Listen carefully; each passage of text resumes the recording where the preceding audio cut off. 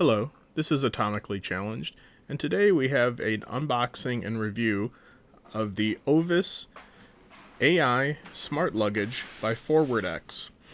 Normally I'm not a huge fan of unboxing videos, but since this is one of the first shipments to the US and there's very little information out there, I thought I'd give you all a preview and follow it up a bit later with a more in-depth review.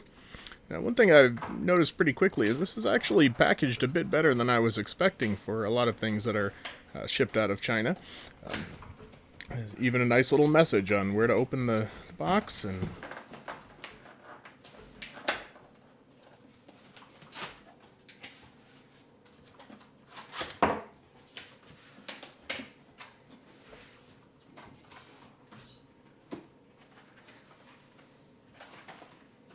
the Ovis is a result of an Indiegogo campaign, and it's about a year over their estimated due date, but that's not too surprising for a crowdfunded project.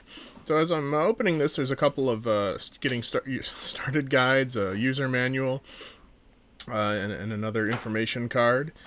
Overall, it seems really well packaged for what I'm expecting. You've got a warranty card here, and I think there was a little thank you note.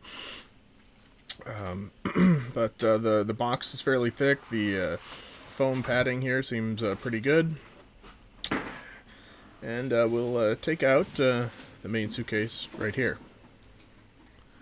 I'll also add that while I was an early funder of this crowdsourced campaign, there's no other association with the company, and they don't know that I'm making this video.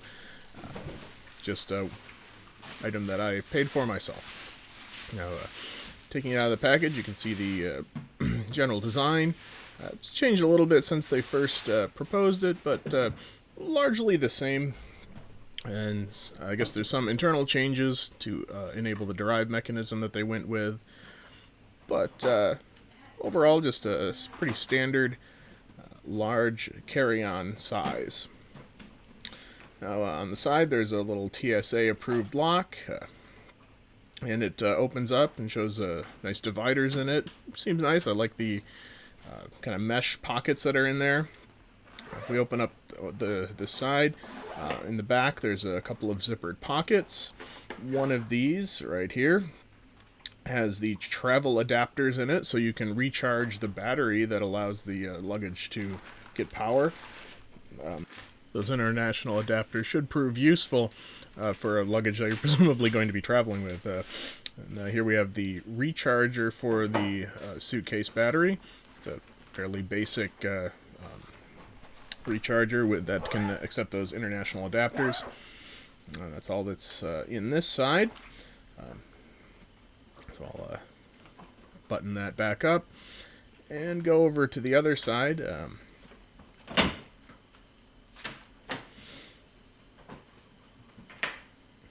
This is mostly just a big single opening, not much in here.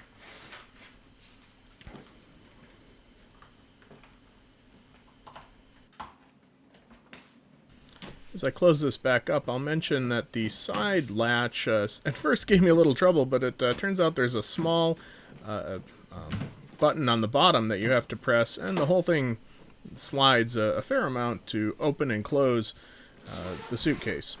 As we turn it around to the back, there's a small pocket here that has a few things in it. So this is the main location for the battery, and there's a small organizer case right here, and then the battery compartment itself with a kind of an interesting connector here. It has some spade connectors and kind of clips on.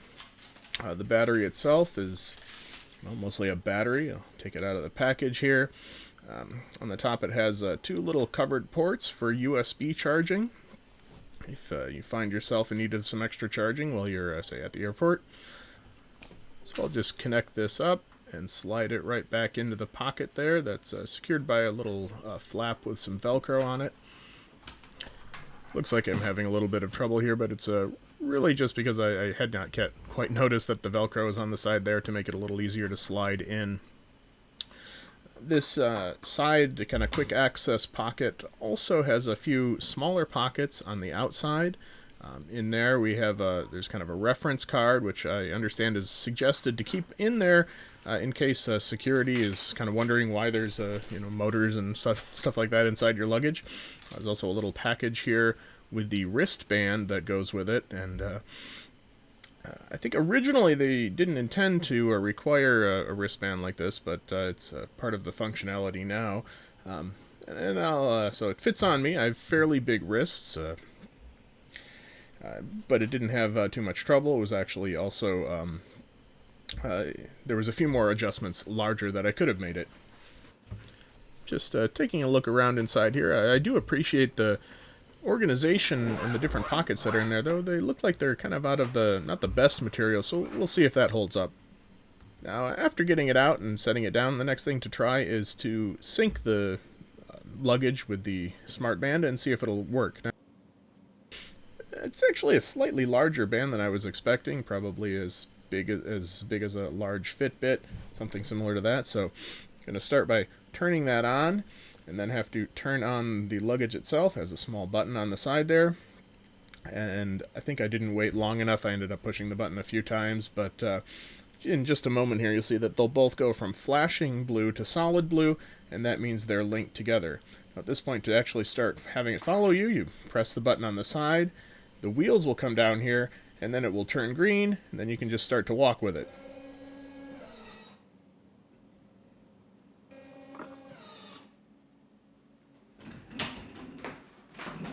And on its maiden voyage, hitting the tripod in 3, 2, 1. Okay, well, it wasn't really that bad, and the instructions do say that it has a hard time recognizing thin objects. Just for a few initial tests, I thought I'd try it out around the neighborhood. I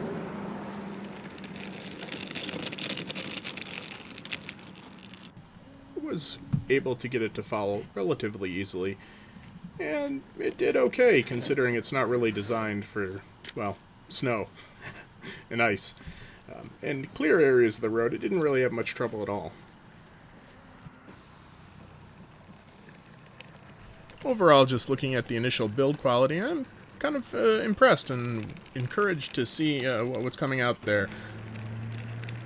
I'll admit I was a little worried as the project dragged on that they might cut corners, but it appears, other than a few of the engineering changes that we knew about, they don't seem to have done too bad. Well, that's a first look at this Ovis AI smart luggage, and it does actually follow me. I'll be following this up with probably an initial review after a little while. Unfortunately, I don't have any travel coming up on aircraft anytime soon, so it may have to wait for a full review until after that's done.